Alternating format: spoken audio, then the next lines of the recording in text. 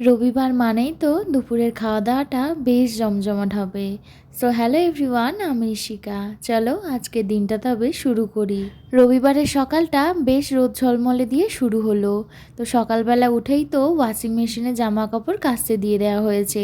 আর milk basket থেকে কালকে রাতে কিছু অর্ডার করে রাখা হয়েছিল, ওগুলোই ডেলিভারি দিয়ে দিয়েছে। ওদিকে আমি জামা কাপড় শুকাতে দিয়ে দিয়েছি, দিয়ে এখন রেডি হয়ে দুজনে বেরোচ্ছি মাছ কিনতে। এমনিতেই তো টুকটাক অনলাইনে কেনা হয়, তাছাড়াও আমাদের নতুন কোয়ার্টারের কাছাকাছি সমস্ত প্রয়োজনীয় দোকান রয়েছে। আর এই মাছ দোকানটাও একদম কোয়ার্টারের কাছে। এখানে বেশ ভালো ভালো মাছ পাওয়া যায়। মাছ চিংড়ি সমস্ত কিনে এখন আমরা বাড়ির দিকে ফিরছি, আর একেবারে ফুল তুলে তারপর উপরে যাচ্ছি। এদিকে মাছ চিংড়ি সমস্ত ধুয়ে নিয়েছি, আর মাছের ডিম হয়েছিল ওটা ভাজা বসিয়ে দিয়েছি। আর কিছু মাছও ভেজে নিয়েছি, সকালে পান্তা আর মাছ ভাজা খাবো বলে। সপ্তাহের এই একটা দিন রবিবারই সকালে করে আমরা দুজনে পান্তা দিয়ে মাছ ভাজা খাই। এটা আমাদের দুজনারই খুব পছন্দের। খাওয়া হয়ে গেছে, আর এখন দুপুরে রান্নার জন্য সমস্ত কিছু জোগাড় করে নিয়েছি। আগে এমন ছিল যে রবিবার মানেই মাংস খেতেই হবে, কিন্তু সত্যি কথা বলতে এখন সেভাবে মাংস খেতে আর মাংসের ওই ঝোল বা ঝাল খেতে একদমই ভালো লাগে না।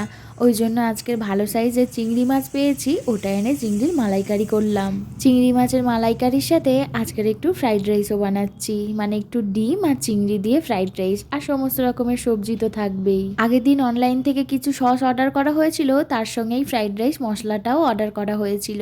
তো মশলাটা উপরে দিয়ে তারপর আরেকটু বেশি করে ঘিও দিয়ে দিয়েছি। এবারে ভালো করে মিক্সড করে নিচ্ছি।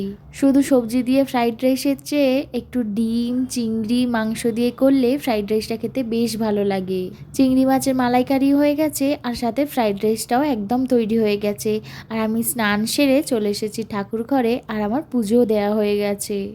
রান্না বান্না করতে একটু লেট হয়ে গেছে, তাই পুজোটা দিতেও একটু লেট হয়ে গেল, কিন্তু কি আর করা যাবে। যাই হোক, এবারে চলে এসেছি রান্নাঘরে। দুপুরের খাবারটা এবার বেড়ে নেব দুজনের জন্য।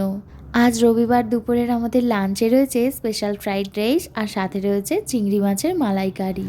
আর এই ফ্রাইড রাইসটা খেতে তো আমরা দুজনেই খুব ভালোবাসি, আর সাথে চিংড়ি মাছের মালাইকারি। একদম কম খাটুনিতে এই চিংড়ি মাছের মালাইকারিটা হয়ে যায়।